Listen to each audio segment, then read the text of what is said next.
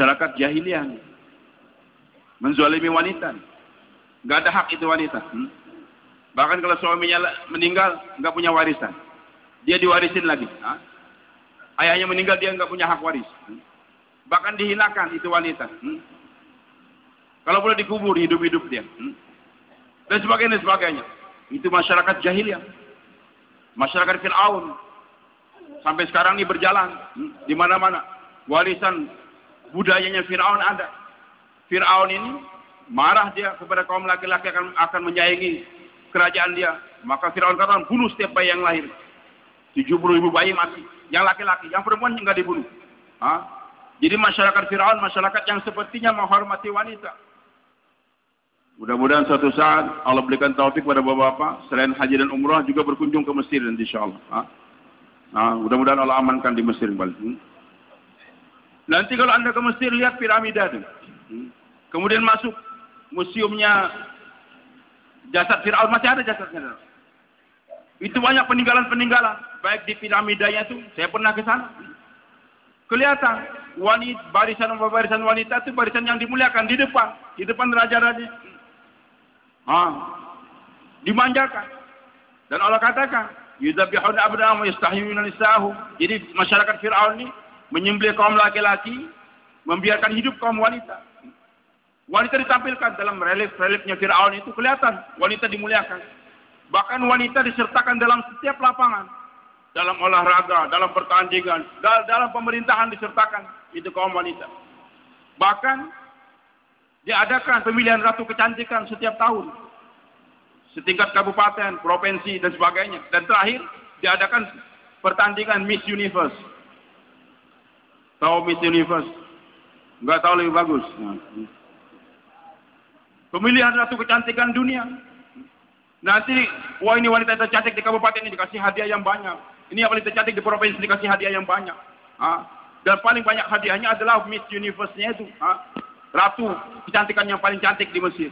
Dikasih dandanan yang hebat. Permata macam-macam. Tetapi hadirin Allah, kemuliaan sepertinya yang diberikan Fir'aun kepada wanita, bukan untuk memuliakan itu wanita, tapi untuk menipu itu wanita. Kenapa ditampilkan wanita-wanita di depan itu? Untuk pelampiasan nafsu seks saja. Kenapa diadakan pemilihan ratu kecantikan di kabupaten, di provinsi? Untuk ketahuan yang paling cantik di kabupaten ini siapa? Yang di provinsi siapa? Nanti itu dikasih hadiah kepada jenderal-jenderal. Kepada orang yang berjasa di pemerintahan. Dihadiahkan kepada raja-raja dan sebagainya. Dan yang tadi yang Miss Universe-nya dipersembahkan kepada Tuhan, kepada Dewan Nil. Dijadikan tumbal malah. Dan ini budaya Fir'aun sekarang muncul di mana-mana. Wanita ditampilkan di jalan-jalan. Namanya emansipasi wanita. Penyetaraan gender. Itu semua adalah budaya Fir'aun la'natullah alaihi. Kalau Anda ini ingin mewarisi Fir'aun, tayangkan istri Anda di jalan-jalan. Tayangkan istri Anda di toko-toko. Di warung-warung. Insya Allah Anda akan dibangkitkan bersama Fir'aun di hari kiamat nantinya. Wanita bukan untuk ditayangkan, ditipu, jangan. Kasihan. Dia sudah hamil 19 hari. Wahnan ala wahnin, capek. Memelihara anak kita lagi. Kenapa ditayangkan? Kenapa harus kerja di luar rumah? Kita membenci Fir'aun. Tapi budaya Fir'aun kita ambil dalam kehidupan. Masih adakah kalkun? Masih adakah afaf, dai yang ingin menjadi Fir'aun? Kembalikan itu wanita ke rumah. Enggak akan tercapai tujuan Anda untuk menjadikan anak yang soleh selama istri Anda masih bergetayangan di luar rumah. Ini firman Allah. Wa qarna fi buyutikun. Wahai kaum laki-laki pahami. Wahai kaum wanita, kau harus paham. Qarna fi buyutikunna. Tinggallah kamu di rumah-rumah kalian. Medan kerja perempuan adalah di rumah. Dan tujuan kerja atas masturah nih bukan untuk menayangkan dia jalan-jalan dengan cadarnya. Nanti setelah ikut 3 hari, 15 hari bergantian nanti ada pawai, demo wanita bercadar. Pom bensin penuh dengan wanita bercadar. Bukan restoran, lesehan, wanita bercadar. Bakar itu restoran. Bakar itu pom bensin. Bukan untuk menayangkan cadarnya, tidak. Mengembalikan wanita ke rumah. Inilah target yang pertama dari ini kerja dakwah. Wanita bagaimanapun dia full sunnah, dengan full cadar, tapi keluar rumah tetap digiring oleh iblis dan lain. Maka Nabi katakan, al-mar'atu auratun, idza kharajat istasrafa syaitan. Wanita itu adalah aurat. Kalau dia keluar rumah, walaupun dengan pakai purda, maka dia akan digiring oleh iblis, syaitan. Musyriknya, pembelanya, mursyidnya adalah syaitan. Apalagi kalau dia keluar sendirian. Bagaimana kalau dia nusrah masturah sendiri? Tetap iblis akan menjadi musyrik dia. Maka harus hati-hati bagaimana keluarnya perempuan dari rumah dia. Enggak sembarangan apalagi sendirian. Mentang-mentang sudah punya cadar, naik mobil sendiri, nusrah dalam jarak sekian puluh kilo. Iblis yang akan menjadi musyrik dia. Iblis yang akan jadi mursyid dia. Bukan tujuan kerja masturah kita ini adalah untuk memamerkan pudrahnya, tidak. Kembalikan itu wanita di rumah. Jangan hanya kita memperjuangkan jilbab perempuan, jilbab wanita, tapi gentayangan di jalan. Kembalikan dia ke rumah, itu lebih mulia daripada Anda memperjuangkan tentang jilbab dia, purdah dia, tapi dibiarkan gentayangan di luar rumah. Bersedia membalikan wanita ke rumah, insyaallah.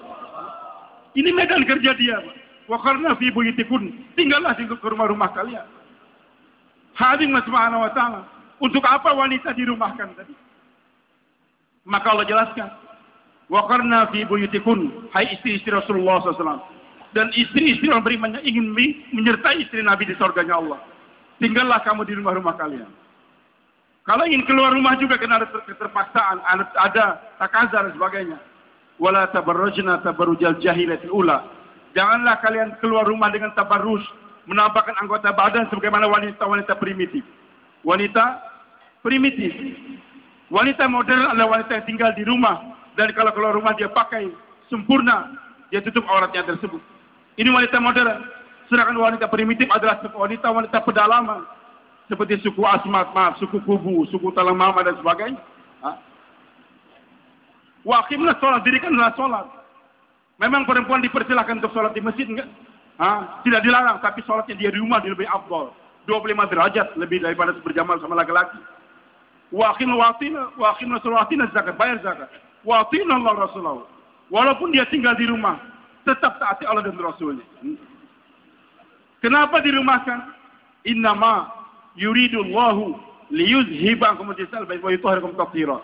Dengan dirumahkannya kaum wanita, Allah ingin menghilangkan segala macam kotoran yang ada di hati. Dan membersihkan kalian sebersih-bersihnya. Enggak akan bersih masyarakat dari perzinahan, dari perselingkuhan, dari perbuatan yang amoral selama perempuannya masih keluar rumah. Maaf, walaupun keluar rumahnya tadi saya katakan adalah dengan pakai purdah yang sempurna. Jadi jangan sampai maaf nih kaum laki-laki merasa tenang, alhamdulillah Ustaz, istri saya sudah pakai purdah. Saya enggak takut lagi, enggak. Selama dia masih gentayangan dengan purdahnya tersebut, tetap Anda jangan sampai yakin bahwasanya itu adalah keamanan. Kapan wanita akan aman? Kapan masyarakat akan bersih dari perbuatan amoral tadi? Kalau perempuan tadi berada dalam rumah. Karena kalau sudah perempuan banyak keluar rumah, walaupun dia pakai purdah, apalagi nggak pakai, lebih lagi. Nanti hati laki-laki yang kotor akan ingin untuk melihat itu perempuan. Dan itu wanita sendiri kalau dia sudah banyak keluar rumah, walaupun kerja di kantor, kerja di toko-toko, jualan di pasar, dengan pakai purdah, dia akan lihat laki-laki sekian banyak. Dan penyakit akan datang dalam jiwa dia. Oh ternyata inilah laki-laki lebih ganteng dari suami saya. Ini laki-laki kok lembut, ngajak saya makan bakso, makan pempek dan sebagainya. Sementara suami keras, kasar di rumah. Hati dia akan kotor. Walaupun barangkali laki-laki yang lain nggak sempat lihat itu perempuan karena pakai purdah, tapi perempuan yang banyak keluar rumah, hati dia akan kotor. Maka hadirin subhanahu wa ta'ala, kembalikan wanita ke rumah. Bersedia insyaallah. Jadi tujuan kita nanti kita jelaskan. Kenapa di bawah 3 hari Bapak target semua mengembalikan perempuan ke medan dia tersebut. Medan kerja dia apa? Rumah dia. Hadirin subhanahu wa ta'ala. Kemudian baru Allah jelaskan. Di samping untuk menghilangkan kemaksiatan yang ada di masyarakat dengan dirumahkannya wanita ada peran penting. Wadhkurna ma yutla fi buyutikunna min ayatil hikmah. Bacakan, ajarkan wahai kaum wanita yang tinggal di rumah-rumah kalian apa-apa yang Allah turunkan di rumah kalian daripada ayat-ayat Al-Quran dan Al-Hikmah kehidupan Nabi kita Muhammad SAW. Jadi mulia itu wanita.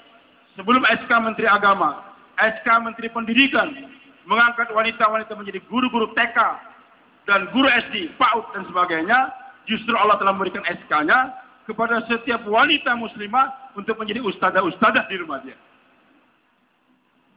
Maka Maulana Said Khan rahmatullah katakan, wanita adalah guru dunia ini. Baik atau tidaknya, murid bergantung daripada gurunya. Gurunya hadir di kelas, maka anak akan tertib, nggak ada yang main-main, nggak ada yang berkelahi. Anak akan serius belajar dan ranking. Tapi kalau sudah guru sering absen dari kelas dia, apa yang terjadi? Gurunya sering nggak ada di kelas. Pertama lirikan dulu satu sama lain, lemparan kertas, pulpen, jotosan, lemparan bangku. Sehingga dia menjadi anak yang gagal dalam pelajaran. Kenapa? Guru sering absen. Maka kelas bagi wanita adalah rumah-rumah dia. Maka kalau wanita ada di rumah, Hafsah di rumah, Aisyah di rumah, Khadijah di rumah, semua mereka adalah di rumah. Maka terciptalah generasi-generasi yang bagaimana. Hari ini kenapa terjadi tawuran? Bukan lemparan pensil, lemparan bom, lemparan pedang dan sebagainya. Itu asbabnya adalah wanita telah meninggalkan kelas yang sudah Allah tentukan. Jadi kenakalan remaja, narkoba, semua asbabnya adalah ternyata kelas-kelas sekarang sudah kehilangan guru-guru. Maka kembalikan guru ke rumah. Insya Allah siap.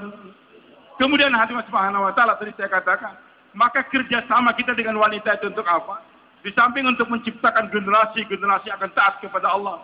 Generasi akan menjadi limuttaqina imama. Sertakan dalam kerja dakwah. Sertakan dalam kerja dakwah.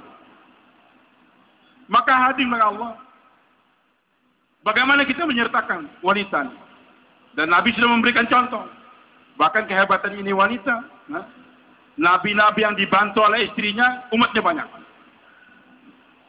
Nabi Ibrahim alaihissalam dibantu oleh dua istri beliau, Sarah dan Hajar radhiyallahu anhum, maka umatnya banyak. Bahkan Ibrahim adalah Ibrahim. Pengorbanan dua orang istri yang berbeda menyebabkan hidayah juga berbeda juga. Sarah berkorban, tinggalkan istana bapaknya, menolak istana yang tawarkan oleh Fir'aun alaihi. Maka dengan pengorbanan Sarah tadi, Allah berikan dia anak namanya Ishak, kemudian Yakub, kemudian Yusuf, bahkan 1000 lebih nabi-nabi Bani Israel berasal dari keturunannya Sarah radhiyallahu anha. Maka Sarah satu-satunya wanita yang mendapatkan gelar Ummul Anbiya, ibunya para nabi. Ibunya para nabi. Tapi harus diketahui, nabi-nabi yang berasal dari jalurnya Sarah, semua nabi yang bersifat regional saja. Hanya untuk umat kaumnya saja, Bani Israel. Sedangkan dari pengorbanan Siti Hajar, karena akhirnya Siti Sarah tinggal di Palestina, anak bersama suami. Sudah ditinggalkan paling sehari, 2 hari, paling 1 bulan. Sedangkan dari istri yang kedua, baru melahirkan. Datang Tita letakkan di lembah yang gak ada kehidupan di sana. Ditinggalkan oleh suami sekian lama. Panjang kalau kita ceritakan. Sampai 8 tahun, 13 tahun. Bahkan dikasih izin hanya untuk nengok saja. Nggak boleh turun dari kendaraan. Kasih izin lagi untuk ambil anak, untuk nyembelih lagi. Hajar meninggal dunia, suami nggak ada. Banyak sekali pengorbanan. Maka dari pengorbanan istri yang lebih banyak tadi, akhirnya Allah lahirkan melalui itu istri siapa? Ismail. Dan dari Ismail alaihissalam lahirlah yang akhirnya Nabi kita Muhammad, Nabi yang bersifat internasional. Jadi kalau Anda ingin menjadikan anak-anak Anda dai kampungan saja, bagi tahu istri, Dek, Abang izinkan 40 hari saja deh ya. Jangan lebih daripada itu. Insya Allah nanti anak kita akan jadi dai tapi di Lampung saja. Paling dai di Seragen atau di Solo saja. Tapi kalau ada ingin bagaimana istri kita jadi dai internasional, biarkan abang berangkat 3 tahun deh. Bersedia insya Allah Pak. Alim ulama setiap 3 tahun. 1 tahun di negara di India, Pakistan, Bangladesh. 1 tahun nanti di Eropa, 1 tahun di dalam negeri. Minimal 4 bulan tiap tahun. Maka anak kita akan menjadi dai internasional. Hadirin Subhanahu wa ta'ala. Dari pengorbanan istri yang pertama tadi, Dapat keberkahan memang barakna haulahu. Tapi dari pengorbanan tadi Siti Hajar, maka wujudlah Zam-Zam yang menjadi obat untuk berbagai macam penyakit di permukaan dunia. Kemudian hati Allah Subhanahu wa taala, Nabi Musa juga dengan pengorbanan Safurah radhiyallahu anha, maka Allah jadikan asbab hidayah buat istri Firaun dan 80.000 tukang sihir masuk Islam. Sedangkan Nabi kita Muhammad SAW, semua istri beliau membantu kerja dakwah. Enggak ada istri Nabi yang tidak ikut, tidak berperan dalam kerja dakwah. Maka akhirnya hidayah sampai sekarang Allah sebarkan. Ini adalah berkat pengorbanan istri Rasulullah SAW. Bagaimana pengorbanan Khadijah kita sudah tahu. Dan terpeliharanya ini umat. Karena wanita. Ketika Nabi SAW mendapat mimpi akan masuk Mekah, maka dibawa lebih kurang 1.500 atau 1.400 waktu Hudaybiyah. Sesampainya di Hudaybiyah disikat oleh masyarakat Quraisy, nggak boleh masuk, nggak ada visa tahun ini. Dihalang. Apa yang Nabi mengalah? Adakan nego. Sudah. Kalau begitu tahun ini kembali, tahun depan dikasih visa, tapi 3 hari saja. Nabi ngalah, nggak apa-apa, kita terima. Walaupun ada seperti protes daripada sahabat, apa istilahnya, pertanyaan. Nabi katakan terima, wahai Umar, aku ini Nabi, aku tidak akan menipu umatku, tidak. Karena nggak bisa masuk, sudah berpakaian ihram, harus tahallul. Maka Nabi perintahkan pada sahabat, silakan lepas semua baju ihram dengan mencukur rambut, digundul atau cukur, dan juga nyembelih kurban tadi. Para sahabat Nabi nggak ada yang mengamalkan. Diperintahkan oleh Rasul yang tadinya taat terus setiap saat, sekarang kok enggak taat, enggak ada yang mau nyembelih. Maka Nabi kecewa. Masuk kemah istrinya, Nabi katakan celaka sekarang sahabatku. Mereka tidak lagi mengamalkan perintahku. Maka di sinilah perannya Ummul Mukminin hadirin. Perannya seorang istri. Maka Ummu Salamah katakan, ya Rasulullah, mereka bukan berarti tidak melaksanakan perintahmu, tidak. Tapi emosi mereka ingin masuk Mekah. Dan peraturan yang berat sebelah tadi menyebabkan mereka sekarang panik, ya Rasulullah. Dan seakan mereka sekarang jadi orang yang tuli. Seakan menjadi orang yang, jadi orang itu kadang-kadang kalau sudah dia hilang keseimbangan sepertinya tuli. Rasul meninggal dunia, Sayyidina Umar lewat di hadapan Utsman, Assalamualaikum. Utsman enggak jawab. Lapor kepada Abu Bakar As-Siddiq radhiyallahu anhu. Bagaimana Abu Bakar itu Utsman enggak mau menjawab salam saya. Kata Abu Bakar, mari kita tanya lagi. Dengan setelah agak tenang tanya Utsman, kamu enggak menjawab salam saudara kamu Umar, kenapa?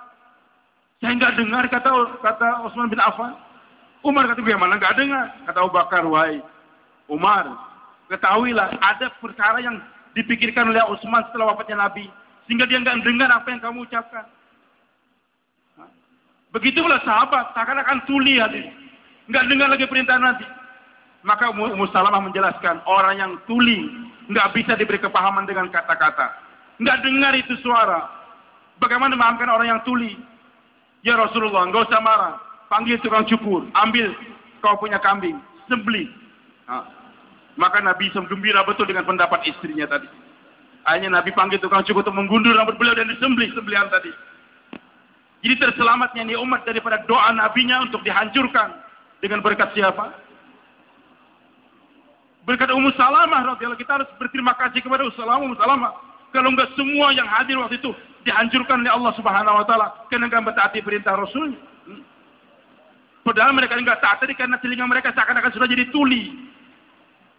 Maka ketika melihat Nabi demikian, sahabat pun bersemangat untuk menyembelih sembelihan mereka dan saling mencukur satu sama lain. Begitu semangatnya lagi melaksanakan perintah sampai seakan-akan menjadi buta mereka. Sehingga ketika mencukur, menggundul rambut temannya, banyak yang terkelupas dengan kulit-kulitnya tersebut. Begitu pula Aisyah radhiyallahu anha. Walaupun 9 tahun hanya bersama Nabi, tapi Nabi katakan kepada para sahabat, "Khudu syatra dinikum min Humairah." Pelajari separuh agama kalian daripada Aisyah radhiyallahu anha. Banyak peran istri Nabi SAW. Maka peran yang telah dijelaskan oleh Allah dalam Al-Quran dan yang dijelaskan oleh Nabi kita Muhammad SAW, bersedia untuk mengambilnya insyaallah. Bersedia insyaallah. Maka malah kalau nggak dikatakan dengan kata-kata yang kasar, saya nggak berlebihan. Kalau ada karkun, dai, maaf nih sebenarnya, ya terserah masalah istilah karkun atau ahbab. Yang diinginkan oleh masyarakat itu maksudnya jangan sampai karkun. Maksudnya itu jangan sampai gerak atas kepada orang yang ikut dakwah saja. Nanti jangan sampai juga dengan ahbab-ahbab tadi. Itu ahbab, itu bukan ahbab. Yang ahbab kumpul di sini, yang bukan ahbab kumpul di sini. Ini yang masyarakat kita marah, Pak. Semua manusia ini ahbab kita. Bahkan yang musuh-musuh pun jadikan dia ahbab kita. Bersedia insyaallah.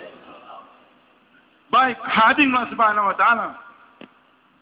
Oh, apa yang kita ingin katakan tadi, Pak? Sebelumnya.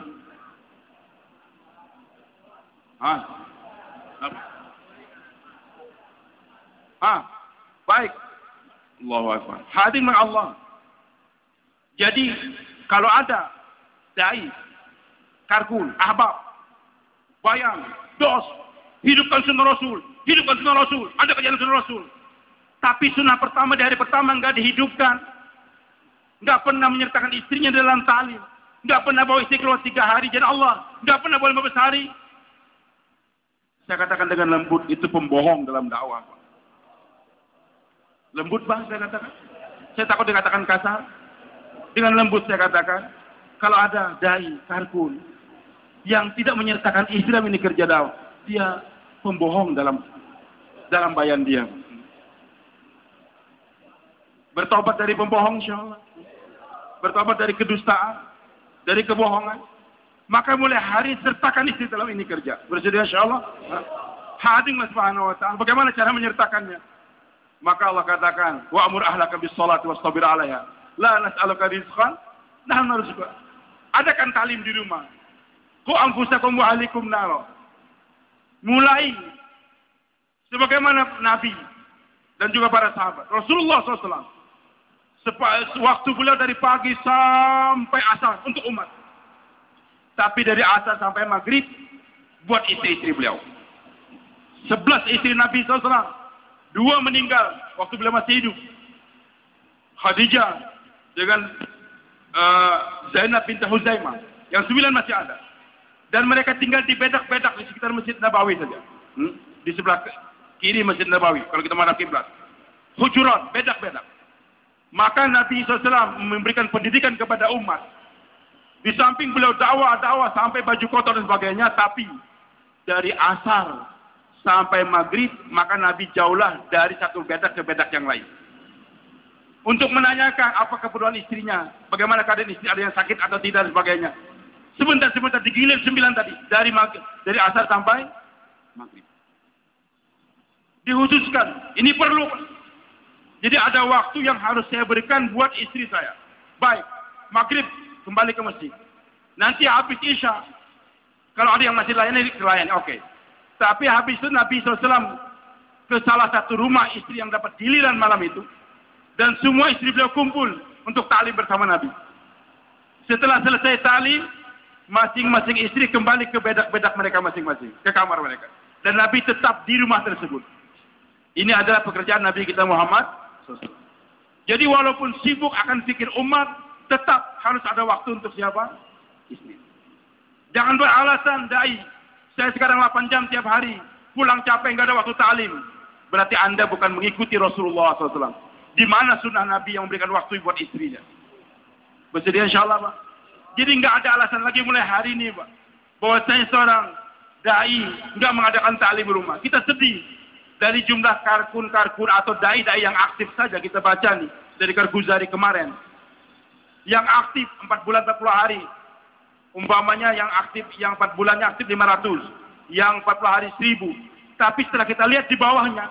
Jumlah ta'lim rumah yang ada 6 sifat dan tanpa 6 sifat. Itu nggak sampai 1.500. Nggak sampai 1.500. Berarti yang dikatakan aktif saja belum lagi menghidupkan ta'lim di rumah. Hadirlah Allah. Hari ini musibah pada umat apa? Merasa ibadah itu kewajiban saya. Salat, puasa, zakat, haji, saya wajib. Tapi mengajak orang lain belum merasa itu kewajiban. Padahal saya salat itu wajib. Saya haji wajib. Juga mengajak istri saya kepada Allah itu juga suatu kewajiban. Menghidupkan amal maqam itu kewajiban. Perintah Allah. Mengirim rombongan sampai negara jauh itu juga merupakan perintah Allah. Semoga Allah pahamkan saya dan tuan-tuan insyaallah. Jadi hadirlah Allah. Maka berikan waktu buat istri kita. Ini perintah Allah. Dan kalau ini kita kerjakan, bukan main, Pak. Jangankan kita berikan waktu 8 jam. Kadang-kadang kita ketakutan juga. Wah, sekarang saya tambah kerja. Tapi Pak Salim tadi katakan, jika waktu taklim nggak ada. Padahal tidak. Justru dengan adanya taklim di rumah tadi, Allah janjikan, wa'mur ahlaka bis-sholati wastabir 'alaiha. Perintahkan anak istri kamu untuk sholat. Ajarkan dia baca Al-Quran. Kecintaan kepada agama melalui taklim tadi. Yang tadinya kita kerja dari jam 6 pagi sampai jam 6 sore. Sekarang enggak.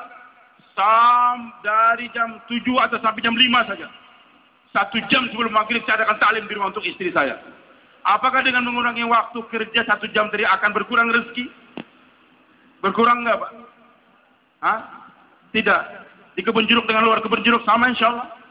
Jangan sampai Anda Bapak nih, maaf, Bapak cuma berkoar, tidak di sini, di rumah berdusta. Hah? Semua nih. Hah? Saya juga. Tidak, tapi di rumah berdusta. Hah? Nggak yakin lagi pada perintah Allah. Sama. Di kebun jeruk ataupun luar kebun jeruk sama. Allah janjikan, la nas'aluka rizqa, nahnu narzukuka.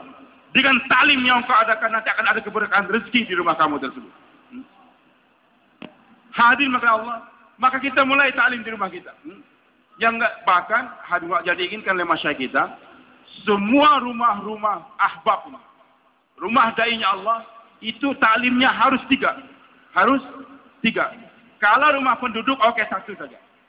Rumah penduduk yang belum ikut dalam kerja dakwah, cukup dengan talim kitab. Fadilah amal atau muntakhab ahadits.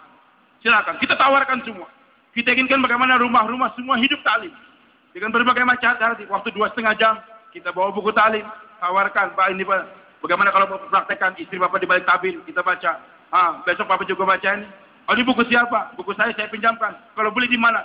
Beli di sana, Pak. Silakan. Kita inginkan ada talim. Tapi beda antara taklim rumahnya dai dengan yang belum lagi aktif dalam dakwah.